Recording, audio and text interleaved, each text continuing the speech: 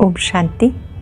आज 17 दिसंबर 2022 के साकार मधुर महावाक्य हैं। आज की मधुर मुरली में बाबा हम बच्चों को याद का महत्व विशेष रूप से समझा रहे हैं कि आप बच्चों को बाप की याद में रहना है। याद में ही कल्याण है। अब आपने ईश्वरीय गोद ली है। इस गोद में आकर एक बाप के सिवाय किसी और को याद नहीं करना। भोजन व भोग बनाते समय एक बाप को याद करो तो उस ब्रह्मा भोजन में भी ताकत भर जाएगी। बनाते समय एक दूसरे को भी याद दिलाओ। शिव बाबा याद है, बाबा की याद में बना रहे हो।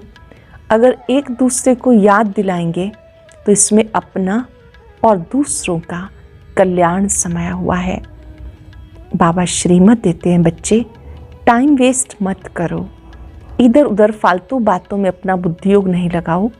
बुद्धियोग एक बाप से लगाओ। जब बुद्धि एक बाप से लगती है तो आप अंतर्मुखी बन जाते हो। अंतर्मुखी सदा सुखी। अंतर्मुखता की गुफा में बैठकर सोल कॉन्शियस होकर एक बाप को याद करो। कई बच्चे बाह्यमुखी रहते हैं, टाइम वेस्ट करते हैं, पर चिंतन करते हैं। बाबा श्रीमत देते, बच्चे आप अपनी 21 जन्मों की कमाई जमा कर रहे हो तो अब टाइम वेस्ट ना करके एक बाप की याद में रहो। याद में रहने वाले बच्चे बाबा को बहुत प्यारे लगते हैं। ऐसे बच्चे बहुत मीठे बन जाते हैं। आप इतने मीठे बन जाओ कि कोई भी आपको देखकर सोचे, इनको ऐसा बनाने वाला कौन। आपको इस सृष्टि के आदि मध्यंत की बाबा ने नॉलेज दी है। बाबा के बच्चे बनना अर्थात अंतर्मुखी बन जाना, सोल कॉन्शियस बन जाना। सुनते हैं बाबा के मधुर बोल। बाबा कहते हैं, मीठे बच्चे इधर उधर बैठकर फालतू बातों में टाइम वेस्ट मत करो। इधर उधर बैठकर फालतू बातों में टाइम वेस्ट मत करो। बाप की याद में रहो तो टाइम आबाद हो जाएगा। क्वेश्चन है, बाप का शो कौन से बच्चे निकाल सकते हैं? बाबा का शो नाम कौन से बच्चे निकाल सकते हैं? जो बाप समान सेवा करते हैं। अगर हम कर्म बाप के समान, अगर हमारे कर्म बाप समान हो तो बड़ा फल मिल जाएगा। बाबा हम बच्चों को आप समान बनाने के लिए पुरुषार्थ करा रहे हैं। दूसरा प्रश्न है, अंतर्मुखी किसे कहेंगे? तुम्हारी अंतर्मुखता निराली कैसे है? अंतर्मुखी किसे कहेंगे? तुम्हारी अंतर्मुखता निराली कैसे है? सोल कॉन्शियस होकर रहना ही अंतर्मुखी बनना है। अंदर जो आत्मा है उन्हें सब कुछ एक बाबा से सुनना है। एक बाबा से बुद्धियोग रख गुणवान बनना है। यही है निराली अंतर्मुखता। गीत है ओम नमो शिवाय। ओम शांति। मीठे मीठे सिक्के लदे बच्चों ने गीत सुना, बाप की महिमा सुनी।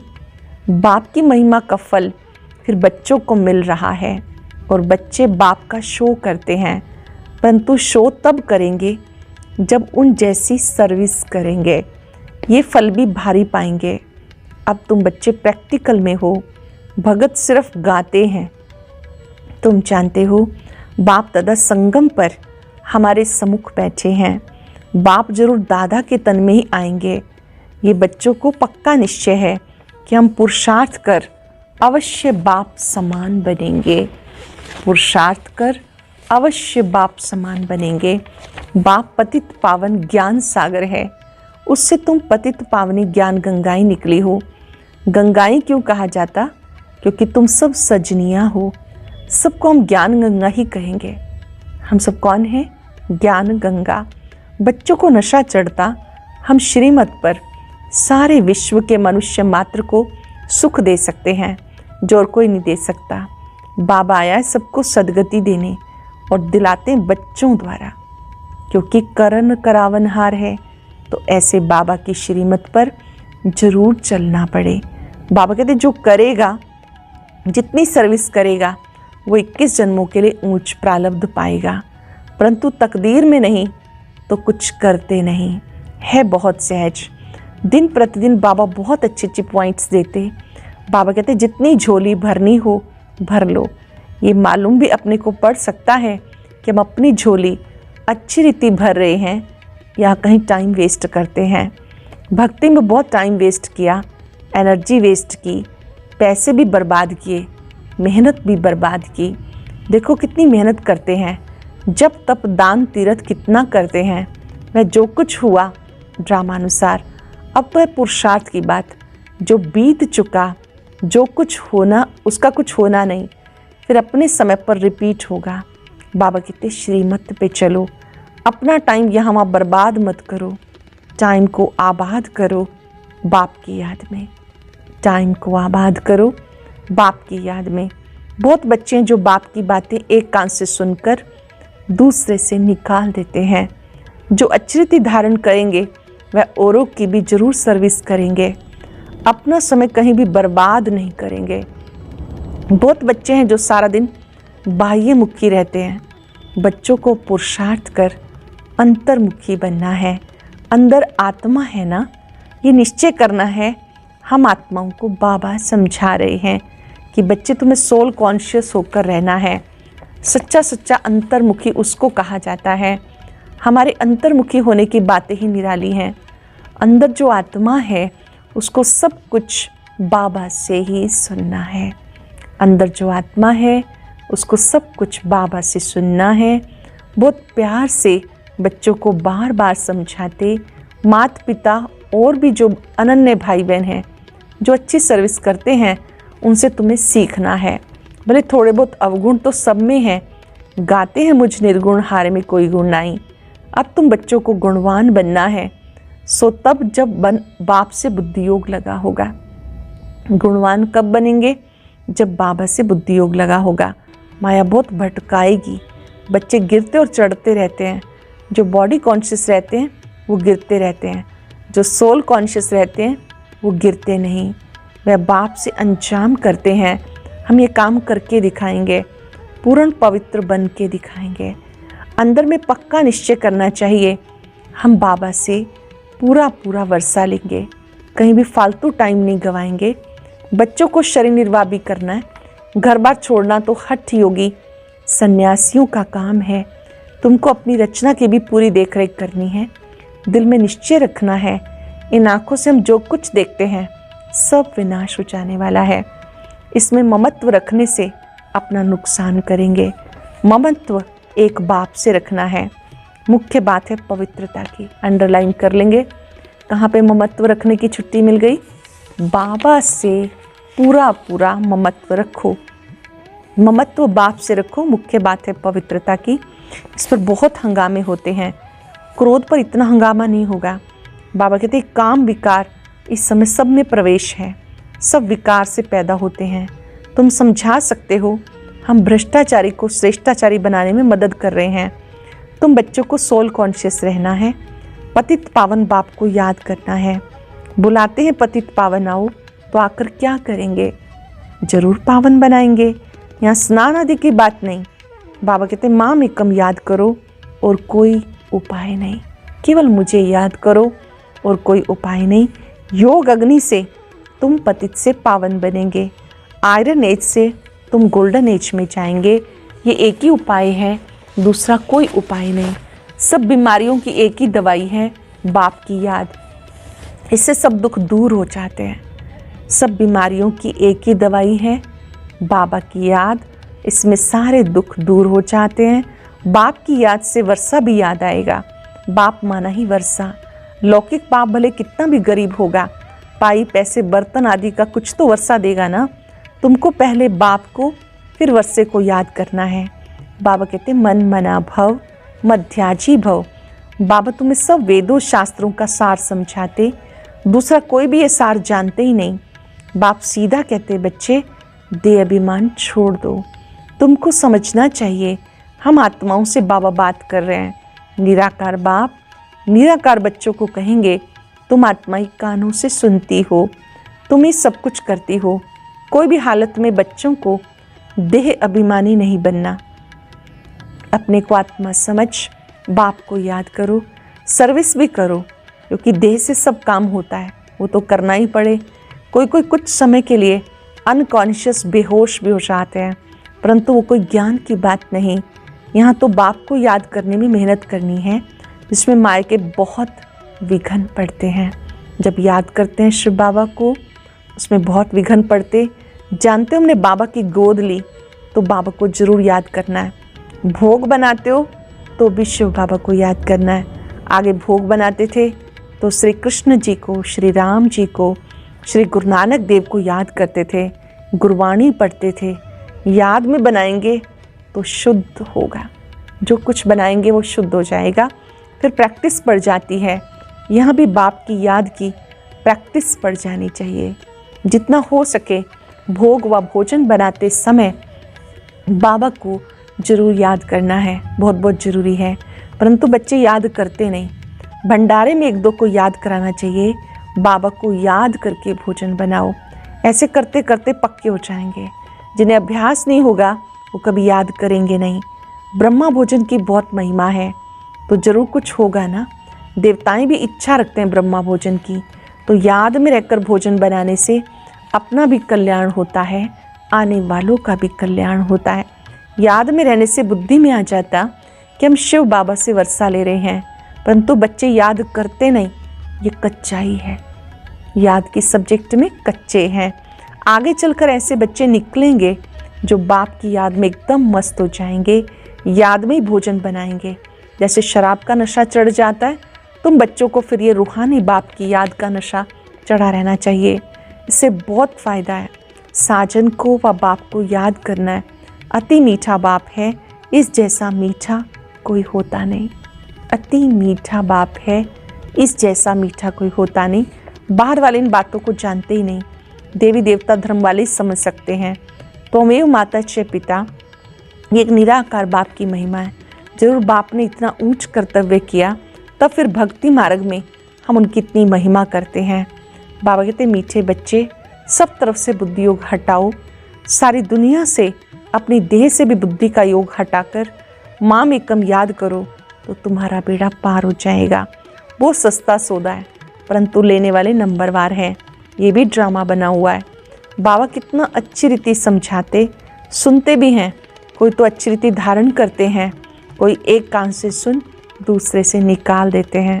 कोई तो अच्छी रीति धारण करते हैं और कोई एक कान से सुन दूसरे से निकाल देते हैं।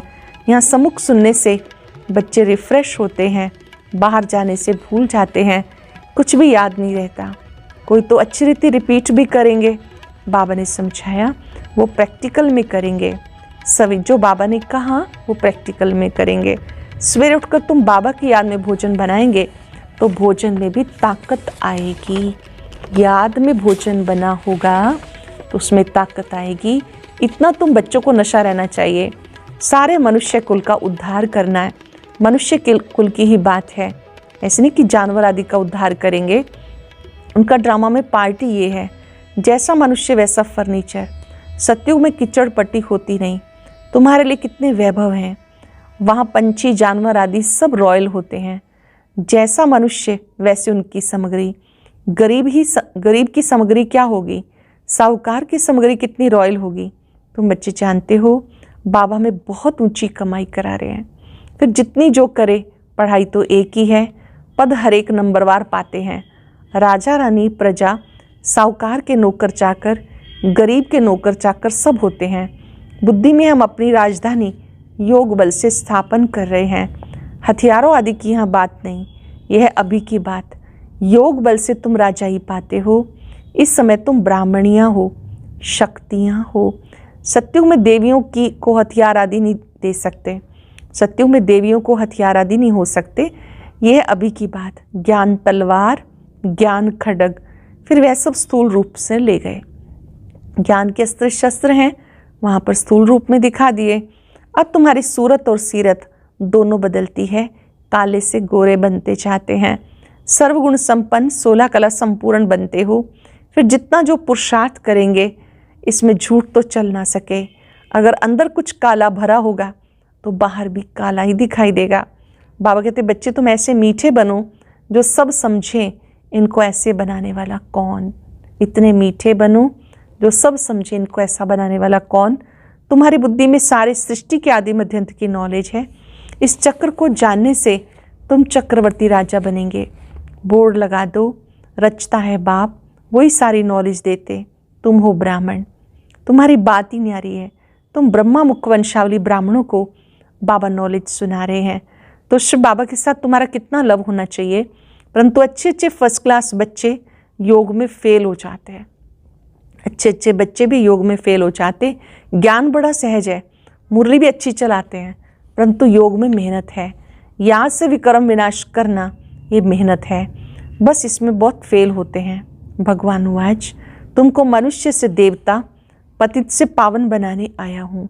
ज्ञान से सदगति होती है तो ज्ञान सागर को जरूर नॉलेज देनी पड़े। बाकी पानी का सागर व नदियाँ थोड़े पावन बना सकती हैं। तुम बच्चे समझते हो हम अपने लिए राजधानी स्थापन कर रहे हैं, आत्म अभिमानी बन रहे हैं। हम बाबा से नॉलेज का वर्षा लेकर विश्व का मालिक बन जाएंगे। कहाँ उनकी बुद्धि, कहाँ तुम्हारी बुद्धि। वे सब विनाश के लिए काम करते हैं और तुम स्थापना के लिए करते हो। ये बातें भूलनी नहीं चाहिए। परंतु जिनकी तकदीर में नहीं तो धारणा करते नहीं। पुरुषार्थ करना चाहिए ऊंच पद पाने के लिए। हम पास होकर ऊंच नंबर लें चाहते तो हैं, लेकिन मेहनत नहीं पहुंचती। यह बेहद की पढ़ाई। बाप तो विश्व की बादशाही देते हैं। वंडर है ना, बाबा आते हैं बेहद की बादशाही देते, वंडर है। बहुत प्यार से समझाते, बच्चे मुझे याद करो, हड्डी याद करना है, बाबा फिर से आया है। जिगरी याद करना है, बाबा फिर से आया है। हम ज़रूर बाप की मत पर चलकर पूरा वर्षा लेंगे। बाबा हम आपको जान गए, बाबा को देखा भी नहीं, घर बैठे भी टचिंग हो जाती। कोई को थोड़ा सुनने से नशा चढ़ जाता, तकदीर भी साथ देती है। कोई फिर संग दोष में आकर पढ़ाई छोड़ देते हैं। रावण मत वाले अलग हैं, ईश्वरीय मत वाले अलग हैं। तुम बच्चे जानते हो कैसे राजाई स्थापन हो रही है, योग बल से। सत्युगी राजधानी कैसे बन रही है, योग बल से। बाहुबल अनेक प्रकार का है, योग बल एक ही प्रकार का है। अच्छा, मीठे मीठे सिक्के लदे बच्चों प्रति माता पिता बाप दादा का याद प्यार गुड मॉर्निंग। रूहानी बाप की रूहानी बच्चों को नमस्ते। रूहानी बच्चों की रूहानी बाप दादा को नमस्ते, गुड मॉर्निंग, शुक्रिया। धारणा के लिए सार। पहले पॉइंट है, अंतर्मुखी बन एक बाप से ही सुनना है। एक बाप के साथ बुद्धि योग रख, गुणवान बनना है। बाह्य मुक्ता में नहीं आना, रूहानी बाप की याद के नशे में रह। भोजन बनाना व खाना है, बाबा की याद में भोजन बनाना व खाना। पक्का योगी बनना है। वरदान है, स्वराज्य की स्मृति द्वारा तूफानों को तोहफा बनाने वाले अखंड सुख शांति संपन्न भव। स्वराज्य की स्मृति द्वारा तूफानों को तोहफा बनाने वाले अखंड सुख शांति संपन्न भव। अखंड सुख शांति में संपन्न जीवन का अनुभव करने के लिए स्वराज्य अधिकारी बनो। स्वराज्य अधिकारी के लिए तूफान अनुभवी बनाने के लिए उड़ती कला का तोहफा बन जाते हैं। उन्हें साधन सेल्वेशन पर व प्रशंसा के आधार पर सुख की अनुभूति नहीं होती, परमात्म प्राप्ति के आधार पर अखंड सुख शांति का अनुभव करते हैं। परमात्म प्राप्ति के आधार पर अखंड सुख शांति का अनुभव करते हैं। किसी भी प्रकार की अशांत करने वाली परिस्थितियाँ उनकी अखंड शांति को खंडित नहीं कर सकती। किसी भी प्रकार की अशांत करने वाली परिस्थितियाँ उनकी अखंड शांति को खंडित नहीं कर सकती। स्लोगन है, सदा भरपूरता का अनुभव करना है तो दुआएं दो, दुआएं लो। भरपूरता का अनुभव करना है, दुआएं दो, दुआएं लो। आज अंतर्मुखता की गुफा में बैठेंगे, सोल कॉन्शियस हो जाएंगे और हर आत्मा को दिल से दुआएं देंगे। बाबा ने मुझे आज बहुत विशेष कार्य दिया है। दुआएं देना, दुआएं लेना। दुआओं का धन अविनाशी धन है। ये वो धन है जो सदा सर्वदा विपरीत परिस्थितियों में बहुत काम आता है। जिसके पास दुआओं का भंडार है, वो आत्मा सदा प्रसन्न है।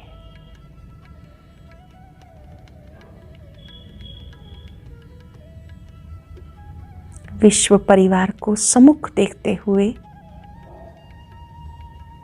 स्वयं विश्व ग्लोब पर बैठकर सबको दिल से दुआएं दे, शुभ भावनाएं दे,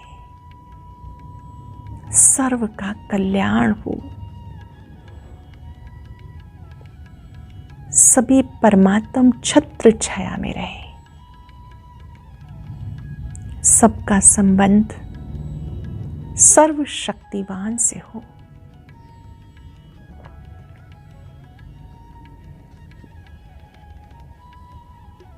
बाबा से शक्तियां लेते जाएं, सबको देते जाएं। सबका कल्याण हो, सब सुखी हो जाएं, सभी स्वस्थ रहें। सबको दुआएं देते स्वयं परमात्मा दुआओं की अनुभूति करें। बाबा की शक्तियां, बाबा का प्यार इस जीवन की सबसे बड़ी दुआ है। अब मैं आत्माओं प्राप्त कर रही हूं। बाबा को निहारते उनसे शक्तियां प्राप्त करें। मैं दुआओं के धन से भरपूर आत्मा हूं।